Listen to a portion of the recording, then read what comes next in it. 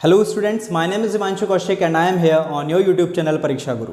और देखिए अभी प्रीवियस वीडियोस में जो हमने बातें की हैं उसमें हमने बताया क्या क्या। तो सबसे पहले हमने बताया आपको पार्ट्स ऑफ स्पीच के बारे में, हमने आपको सेंटेंसेस के बारे में बताया है, उसके बाद हमने आपको बताया नाउन के बारे में। और नाउन के बारे में हमने क्या बताया, तो नाउन की डेफिनेशन से लेकर के नाउन के काइंड्स बताए गए, फिर नाउन का बताया गया नंबर्स की फॉर्म में कैसे डिवाइड करते हैं, और उसके बाद हमने बताया जेंडर्स के बारे में। और जो लास्ट लेक्चर था यानी कि लास्ट वीडियो जो हमारी थी उसमें हमने आपको नाउन के रूल्स के बारे में बताया, और 4 रूल्स हम वहाँ पर डिस्कस कर चुके थे।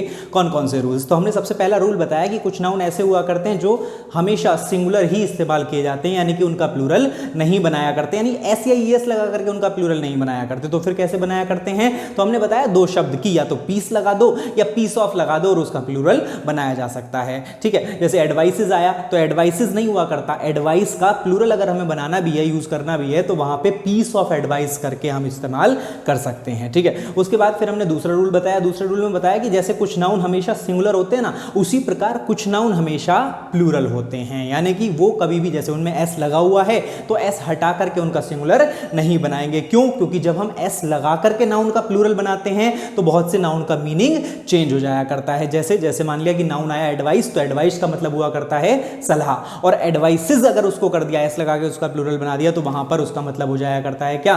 तो उसको कह देते हैं सूचनाएं। ठीक है, तो हर एक शब्द का मीनिंग इस तरह से बदल जाया करता है। उसके बाद हमने बताया कि कुछ नाउन हमेशा कैसे होते हैं? प्लूरल हुआ करते हैं। तो प्लूरल हुआ करते हैं यानी कि उनमें एस लगा हुआ होगा, और अगर आप एस को हटा देते हैं तो आप उनका सिंगुलर नहीं बनाएंगे बल्कि उनका मीनिंग भी चेंज हो सकता है। कैसे? जैसे कि देखिए गॉगल्स हुआ, स्पेक्टिकल्स हुआ, टोंग्स हुआ, पिंसर्स हुआ, उसके अलावा आपके ट्राउजर्स हुआ, जीन्स हुआ, पैंट्स हुआ। तो ये सभी शब्द जो हैं इनमें सभी में एस लगा हुआ है, लेकिन अगर आप इसमें से एस हटाते हैं, जैसे मान लिया हमने स्पेक्टिकल्स शब्द लिया, स्पेक्टिकल्स कहते हैं किसको? तो नजर के चश्मे को कहा जाता है स्पेक्टिकल्स, लेकिन वहीं पर हमने उसमें से एस हटा दिया, और जब एस हटा दिया तो उसका सिंगुलर नहीं बना बल्कि उसका मीनिंग चेंज हो गया। क्या? कि स्पेक्टिकल्स जो शब्द हुआ करता है उसका तो अर्थ हुआ करता है नजर का चश्मा, लेकिन स्पेक्टिकल जो शब्द हुआ करता है वो कहते हैं दृश्य को, सीन को। ठीक है, तो इसी तरह से उनका मीनिंग चेंज हो जाता है, इसीलिए हर एक शब्द को सिंगुलर और प्लूरल में ध्यान रखेंगे इस चीज को। फिर हमने एक और रूल बताया, और रूल बताया गया कि कुछ नाउन ऐसे हुआ करते हैं जो हमें दिखते तो हैं कि वो सिंगुलर हैं, लेकिन एक्चुअल में वो होते कैसे हैं? वो प्लूरल हुआ करते हैं। कौन कौन से नाउन बताए?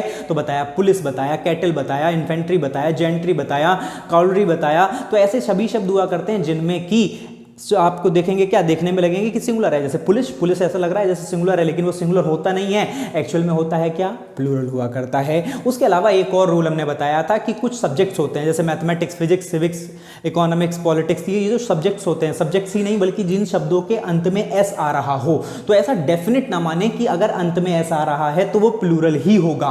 क्यों? क्योंकि देखिए mathematics, physics, civics, economics, politics, mumps, billiards, इन सभी शब्दों के अंत में एस तो आ रहा है, लेकिन ये सभी शब्द या तो किसी खेल का नाम है, किसी बीमारी का नाम है, या फिर नाम है किसी सब्जेक्ट का, और सब्जेक्ट का नाम, बीमारी का नाम, खेल का नाम है तो एक ही, और चूंकि एक ही शब्द है तो एस लगने से उसका प्लूरल नहीं माना जाता, यानी कि वो भी सिंगुलर हुआ करते हैं। ठीक है, तो ये 4 रूल हम बता चुके थे आपको लास्ट लेक्चर में, या लास्ट वीडियो कहें तो लास्ट वीडियो में। अब बात करते हैं नेक्स्ट रूल्स की, और नेक्स्ट रूल की बात करें तो देखिएगा ऊपर से क्वेश्चंस देखने शुरू करेंगे। फर्स्ट क्वेश्चन देखेंगे, और फर्स्ट क्वेश्चन और क्वेश्चन से ही यानी कि हम इन एग्जांपल्स से ही आपको समझा रहे हैं रूल्स के बारे में। तो देखिएगा सबसे पहले पहला एग्जांपल क्या आया, तो पहला एग्जांपल है माय फ्रेंड्स बॉट 2 डजन या डजन्स, 2 ऑप्शन दे दिए उसने, डजन लगा दें या डजन्स लगा दें, eggs from the market yesterday. तो देखिए सेंटेंस का टेंस कौन सा है? अच्छा, हमें टेंस जरूर पता होना चाहिए, क्योंकि टेट के स्टूडेंट्स के लिए, सी टेट के लिए, सुपर टेट वालों के लिए तो ये चीज बहुत इंपॉर्टेंट हो जाती है, क्योंकि वो सेंटेंस दे दिया करता है और उसमें से टेंस पूछ लिया करता है। तो टेंस कैसे पता चलेगा?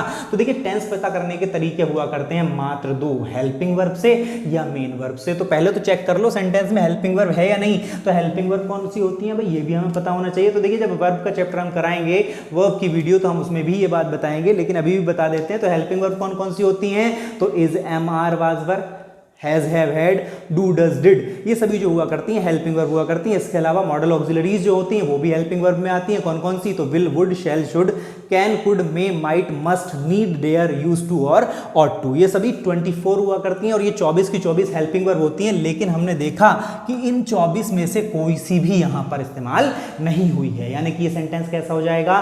तो जब भी कभी वाक्य में हेल्पिंग वर्ब ना दिखाई दे तो सेंटेंस मात्र 2 प्रकार का होता है, या तो वो हो सकता है प्रेजेंट इंडेफिनिट या फिर वो हो सकता है पास्ट इंडेफिनिट। तो जरा ध्यान दें सेंटेंस है कौन सा? तो देखिए प्रेजेंट इंडेफिनिट अगर होगा तो वर्ब की फर्स्ट फॉर्म, यानी अब हेल्पिंग वर्ब का तो काम खत्म हो गया, अब किस पे पहुंचेंगे? तो अब पहुंचेंगे पहुंचेंगे मेन वर्ब पे। तो मेन वर्ब चेक करेंगे तो मेन वर्ब ये रही, क्या है, बॉट। और बॉट जो हुआ करती है वो बाय की सेकंड फॉर्म हुआ करती है, यानी कि सेकंड फॉर्म आ रही है, तो सेंटेंस हो गया किसका, पास्ट इंडेफिनिट का। लेकिन हमें चेक क्या करना था, तो हमें देखना था कि यहां पर डजन आएगा या डजन्स आएगा। तो जरा ध्यान दें, सेंटेंस में उसने पूछा कि माय फ्रेंड बॉट 2 और 2 डजन या डजन्स। अब ये डजन या डजन्स होता क्या है, तो देखिए कुछ नाउन हुआ करते हैं जिनको हम न्यूमरल नाउन कहते हैं। क्या होते हैं, न्यूमरल नाउन्स। कौन कौन से होते हैं, तो 100, 1000, मिलियन, बिलियन, ट्रिलियन, उसके अलावा डजन, स्कोर, तो ये सभी न्यूमरल नाउन्स कहलाते हैं। और जब भी कभी न्यूमरल नाउन्स का जिक्र हो तो हमेशा याद रखेंगे, रूल हमारा नेक्स्ट आ गया है, ये रूल नंबर 5 ये हमारा कहलाएगा।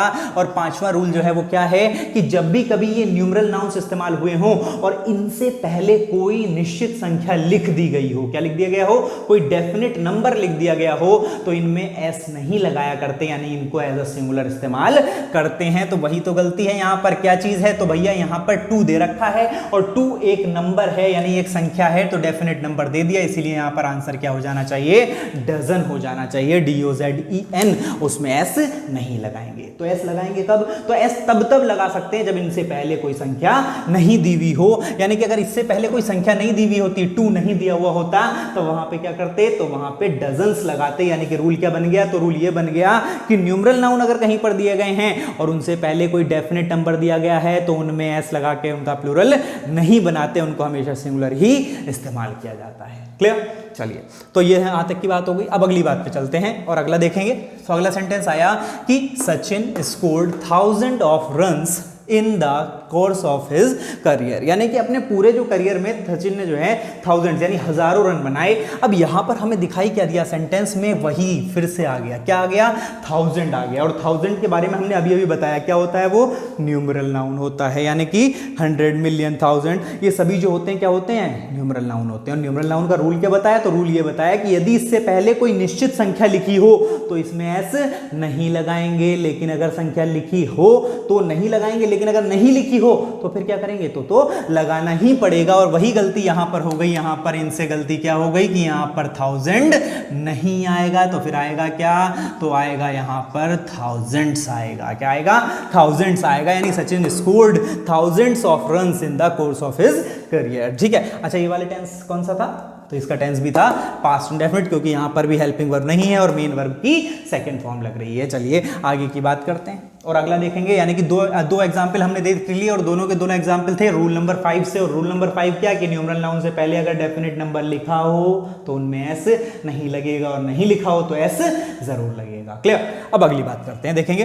अच्छा ये सब चीजें जो है हर एक एग्जाम्स के लिए इंपॉर्टेंट हैं। अभी ये हम थोड़े से नॉर्मल एग्जाम्पल्स ले रहे हैं, जैसे कि टेट वालों के लिए आ जाएगा, सी टेट वालों के लिए, आपके सुपर टेट वालों के लिए। लेकिन अभी जब आगे चलते चले जाएंगे तो हम इसका लेवल ऑफ डिफिकल्टी बढ़ाते चले जाएंगे, तो वही बैंकिंग वगैरह के लिए, SSC वगैरह के लिए, इन सब के लिए भी आपको मिल जाएगा। अब आगे देखते हैं। तो सेंटेंस हमने देखा, ही इज अ 15 ईयर या ईयर्स ओल्ड बेबी। सेंटेंस में दो ऑप्शन हमें दे रखे हैं, ईयर पूछेला या फिर ईयर्स आएगा। ठीक है, तो ईयर आएगा या फिर ईयर्स आएगा, तो वो चीज आपको डिफाइन करनी है। तो फिर भाई बताइए क्या आएगा, तो ही इज अ 15 ईयर या ईयर्स ओल्ड बेबी। देखिए कमेंट में लिखते रहेंगे। ठीक है, तो जहां पर हमने देखा ही इज ए 15 ईयर या ईयर्स ओल्ड बेबी, तो हमेशा याद रखें रूल है ये नेक्स्ट, और नेक्स्ट रूल है। और रूल क्या है, तो रूल नंबर 6 है ये। और छठा रूल क्या है ये, तो रूल ये है कि जब भी कभी कहीं पर नाउन कंपाउंड फॉर्म में लिखा गया हो, नाउन लिखा गया हो किस फॉर्म में, कंपाउंड फॉर्म में, यानी कि जोड़ करके लिखा गया हो। जैसे कि ये पूरा एक साथ ही तो लिखा गया है, कौन सा, तो 15 ईयर या ईयर्स, ये जो है एक साथ लिखा गया है, यानी कंपाउंड फॉर्म में जब भी लिखा जाएगा और काम करेगा किसका, तो काम करेगा एडजेक्टिव के तौर पे। यानी कि यहां पर ये है तो नाउन, लेकिन काम कर रहा है किसका, एडजेक्टिव का। कैसे कर रहा है एडजेक्टिव का काम, तो देखो ध्यान से कि ही इज अ 15 ईयर या ईयर्स ओल्ड बेबी, यानी कि ओल्ड बेबी की या फिर ही की विशेषता बता रहा है। और चूंकि विशेषता बता रहा है इसीलिए ये एडजेक्टिव कहलाएगा। और चूंकि एडजेक्टिव है यानी कि नाउन, तो काम कर रहा है किसका, एडजेक्टिव का। यानी कंपाउंड नाउन जब जब एडजेक्टिव का काम करेगा तो हमेशा याद रखें कि वहां पर ईयर्स और ईयर, जैसे कि ये चॉइस होगी, तो हमेशा इसमें क्या आएगा, तो हमेशा यहां पर आएगा क्या, ईयर आएगा। यानी कि आ 15 अगर आ जाए तो फिर क्या लगाएंगे, ईयर लगाएंगे, लेकिन सर हमने तो ईयर्स भी देखा है बहुत सी जगह पर। तो हाँ, हमने कब मना किया, यानी कि दूसरी बात, यानी कि अभी तक तो हमने सिर्फ ये पहली बात बताई क्या कि एडजेक्टिव के तौर पे इस्तेमाल हुआ हो तब तो क्या लगाएंगे, ईयर लगाएंगे, यानी कि उसमें एस नहीं लगाएंगे। लेकिन अगर एडजेक्टिव के तौर पे इस्तेमाल ना हुआ हो, किसी और तरह से इस्तेमाल हुआ हो, जैसे कि नीचे वाले सेंटेंस में कि रोहित इज ऑफ 15 ईयर, अब की बार ईयर्स नहीं आए, ईयर नहीं आएगा, अब की बार क्या आएगा, ईयर्स आएगा, यानी कि इस सेंटेंस में कोई गलती नहीं है, इसमें नो एरर है, यानी कि ये बिल्कुल ठीक है। तो जब जब एडजेक्टिव का काम करेगा तब तब तो उसमें एस नहीं लगाएंगे, लेकिन अगर काम कर रहा हो नाउन के हिसाब से ही तो वहां पर एस जरूर लग सकता है, उसमें कोई दिक्कत नहीं है। तो ये हो गया क्या हमारा रूल नंबर 6। अच्छा, रूल्स को याद करते चलेंगे, अपनी कॉपी में भी नोट करते चलेंगे रेगुलर, तभी आप इन चीजों को आसानी से अपने पास रख पाएंगे, वरना एग्जाम के टाइम पर वही है, फिर से वीडियोस खोजते फिरेंगे। तो अभी देखेंगे अगली बात, और देखें यहां पर अगला सेंटेंस आ गया, क्या आया कि there are 2 fish in the pond. क्या आ गया, there are 2 fish in the pond. 2 fish यानी कि 2 मछलियां हैं, और जब 2 लिखा हुआ है यानी 2 लिखा हुआ है तो भैया फिश क्यों लिखा, फिशेज क्यों नहीं लिखा। तो क्या फिशेज कोई शब्द होता है क्या, फिशेज, फिशेज हो सकता है क्या, तो फिशेज हो सकता है, बिल्कुल हो सकता है, क्यों नहीं हो सकता, तो फिशेज हो सकता है। लेकिन देखिए फिश और फिशेज में डिफरेंस क्या है, तो फिश कहते हैं मछली, और मछली हो एक ही बिरादरी की हो, 2 मछलियां हो तो उनको हमने क्या कह दिया, 2 फिश कह दिया। लेकिन फिशेज कहेंगे किसको, तो फिशेज कहेंगे यानी कि अलग अलग वेराइटी हो, यानी कि अलग अलग तरह की मछलियां हो, तो उसको यानी कि अलग अलग जाति की अलग अलग कैटेगरी में बिलोंग करती हो, तो वहां पर उसको क्या कह देंगे, फिशेज कह दिया जाता है। वैसे ही यहां पर क्या गलती हो गई, तो यहां पर कोई गलती नहीं है, ये सेंटेंस बिल्कुल ही ठीक है, इसमें कोई एरर नहीं है। क्यों, क्योंकि यहां पर 2 के साथ क्या लिखा हुआ है, फिश लिखा हुआ है, यानी कि अगला रूल मिल गया, और रूल नंबर मिल गया 7। और 7th रूल क्या है कि भैया कुछ शब्द ऐसे होते हैं जिनको सिंगुलर लिख लो चाहे प्लूरल लिख लो,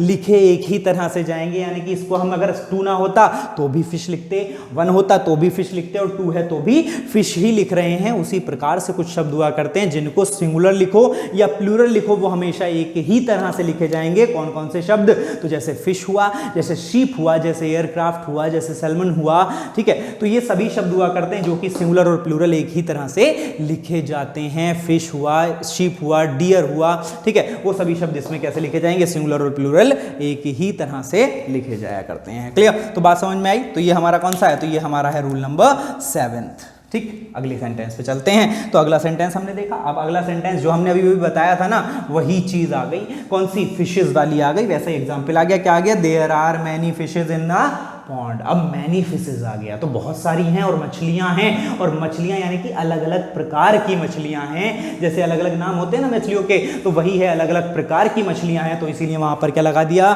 फिशेज लगा दिया। और कब लगाया, जब अलग अलग कैटेगरी की बात हो रही है। वैसे यहां पर सिंगल कैटेगरी की बात हो रही थी कि एक ही प्रकार की 2 मछलियां हैं, तो वहां पर फिश आया, लेकिन अलग अलग प्रकार की मछलियां हैं तो वहां पर क्या आ गया, फिशेज आ गया। क्लियर, आई बात समझ में। तो यहां तक 7th रूल आपको क्लियर हो जाना चाहिए। अगले सेंटेंस की बात कर लेते हैं। अगला सेंटेंस क्या आ गया, तो ध्यान देंगे कि statistics is a branch of mathematics concerned with collection of data, यानी कि डेटा का कलेक्शन जो है वो उसने बता दिया स्टैट्स के लिए, ठीक है। तो स्टैट्स जो है वो हमारा एक ब्रांच है, किसकी, मैथमेटिक्स की ब्रांच है, यानी मैथमेटिक्स एक सब्जेक्ट है और उसी की एक ब्रांच हो गई क्या हमारा, तो स्टैट्स जो हमारी ब्रांच हो गई वो उसी की एक ब्रांच हो गई। अब अगर हम ध्यान दें तो यहां पर क्या है, सब्जेक्ट आया, क्या आया, सब्जेक्ट आया, और इसका रूल तो हम कर चुके हैं। रूल क्या किया था हमने, तो हमने बताया था कि भैया बहुत से शब्द ऐसे होते हैं जो दिखने में तो प्लूरल लगते हैं, कौन कौन से, तो mathematics, physics, civics, economics, politics, mumps, billiards, सभी में एस लगा हुआ है। वैसे ही स्टैटिस्टिक्स में भी एस लगा हुआ है, और चूंकि इसमें भी एस लगा हुआ है तो ये भी शब्द क्या है हमारा, सिंगुलर ही है, क्योंकि ये एक ब्रांच है ना, किसकी ब्रांच है, मैथमेटिक्स की ब्रांच है एक, और एक ब्रांच मैथमेटिक्स की है जो कि कलेक्शन ऑफ डाटा पे वर्क करती है, यानी कि सब्जेक्ट है, और सब्जेक्ट है तो इज लग रहा है, बात बिल्कुल सही है, कोई गलती नहीं है, सेंटेंस तो बिल्कुल सही लग रहा है, कोई दिक्कत की बात नहीं है। यानी कि ये तो वही वाला रूल आ गया, कौन सा वाला, जो हमने पहले पढ़ चुके हैं। लेकिन नीचे एक और सेंटेंस आ गया, और नीचे एक और सेंटेंस आया, क्या सेंटेंस आया कि द लेटेस्ट, अब लेटेस्ट की बात हो गई कि लेटेस्ट स्टेट्स जो हैं हमारे of the auto industry is या आर वेरी एनकरेजिंग। तो देखो ध्यान से कि भैया सेंटेंस में सब्जेक्ट का काम कौन कर रहा है, तो सब्जेक्ट का काम तो अभी भी यही कर रहा है ना, स्टेट्स जो हमारा है वही सब्जेक्ट का काम कर रहा है। लेकिन आगे जाके हमने देखा कि इसने पूछ लिया इज लगा दें या आर लगा दें, और इज और आर लगेंगे तो किसके हिसाब से लगेंगे, इसके हिसाब से ही तो लगेंगे, क्योंकि सब्जेक्ट क्या है, यही हमारा सब्जेक्ट है, तो इसके हिसाब से ही इज और आर लगाए जाएंगे। लेकिन अगर हम ध्यान दें तो इसके लिए तो हमने ऊपर ही पढ़ा, क्या पढ़ा कि भैया ये जो सब्जेक्ट हमारा होता है, एक होता है सब्जेक्ट है, और इसीलिए इसके साथ वर्ब कैसी लगी, इज लगा। लेकिन क्या यहां पर भी इज लगेगा, तो ना यहां पर इज नहीं लगेगा, यहां पर क्या लगेगा, आर लगेगा। और क्यों लगेगा आर, तो उसका रीजन और समझ लें। जैसे मान लिया कि मैंने कहा कि mathematics, physics, civics, economics, politics, ये सभी जो शब्द हैं जिनके अंतिम शब्द ICS हों, क्या हों, ICS हों, जैसे मैथमेटिक्स में है, ठीक है, फिजिक्स में है, पॉलिटिक्स में है, तो सभी शब्दों के अंत में क्या आ रहा है, ICS आ रहा है। वैसे ये जो स्टैटिस्टिक्स है उसके अंत में भी क्या आ रहा है, ICS आ रहा है। और जब जब किसी शब्द के अंतिम शब्द ICS हों और अगर उससे पहले कोई और डिटरमाइनर प्रयोग कर लिया जाए, क्या डिटरमाइनर होता है, तो ए एंड द, ये डिटरमाइनर होते हैं। वैसे ही माई, अवर, योर, हिज, हर, ये सभी डिटरमाइनर होते हैं। और जब जब इनसे पहले डिटरमाइनर आएगा तो फिर ये सिंगुलर नहीं रहते, फिर ये क्या हो जाते हैं, प्लूरल हो जाते हैं, क्योंकि यहां पर ये एक सब्जेक्ट का काम कर रहा था, लेकिन यहां पर ये डाटा है पूरा, यानी कि कलेक्शन ऑफ डाटा, जो कि किसके बारे में है, ऑटो इंडस्ट्री के बारे में है। तो डेटा की बात कर रहा है और डेटा की बात कर रहा है, इसीलिए ये सब्जेक्ट हमारा नहीं रहा। अब क्या हो गया, ये एक अलग शब्द हो गया। और चूंकि एक अलग शब्द हो गया जो कि एक डेटा की बात कर रहा है, इसीलिए यहां पर वर्ब कैसी आएगी, प्लूरल आएगी, क्योंकि ये एक कलेक्शन की बात कर रहा है, यानी कि यहां पर क्या आएगा, आर आएगा। वैसे ही जैसे मान लिया मैंने कहा कि mathematics is a very difficult subject, तो बात बिल्कुल सही है, यानी कि मैथमेटिक्स के साथ क्या आएगा, इज आएगा। लेकिन वहीं पर कह दूं कि your mathematics is very confusing, यानी कि तुम्हारी जो मैथमेटिक्स है वो बहुत कंफ्यूजिंग है। तो पहले वाले सेंटेंस में जो मैथमेटिक्स था उसका मतलब था गणित, यानी कि सब्जेक्ट। लेकिन इस वाले सेंटेंस में कि your mathematics is very confusing, इसमें मैथमेटिक्स तुम्हारी, तो तुम्हारी मैथमेटिक्स यानी तुम्हारा गणित नहीं, तुम्हारी गणनाएं हो जाता है। और गणनाएं जो हैं वो प्लूरल शब्द है, और चूंकि वो शब्द प्लूरल है इसीलिए इज नहीं आएगा वहां पर, उसके साथ क्या आएगा, आर आएगा, यानी कि योर मैथमेटिक्स इज नहीं आएगा, इसकी जगह क्या आएगा, आर वेरी कंफ्यूजिंग। क्लियर। तो उसी तरह से पॉलिटिक्स के लिए भी, उसी तरह से फिजिक्स के लिए, और वैसे ही आ गया किसके लिए, स्टैटिस्टिक्स के लिए भी। ठीक है, तो ये हमारे हुए कितने रूल, तो ये वही रूल था वैसे तो जो हम पहले भी पढ़ चुके हैं, यानी रूल नंबर 4 था ये, हम जो पहले पढ़ चुके हैं। लेकिन ये वाला जो सेंटेंस था ये उसका एक्सेप्शन था, अपवाद था। तो इन चीजों को ध्यान रखते हुए चलेंगे। तो देखिए ये कुछ नाउन से रिलेटेड रूल्स हुए, इसके अलावा कुछ रूल्स के हम नेक्स्ट लेक्चर में यानी नेक्स्ट वीडियो में फिर से लेकर के आएंगे। इस वीडियो को इतना ही छोड़ते हैं। वीडियो पसंद आया हो तो उसे लाइक करें और दोस्तों के साथ अपने शेयर करें, और चैनल को सब्सक्राइब करना ना भूलें। Thank you.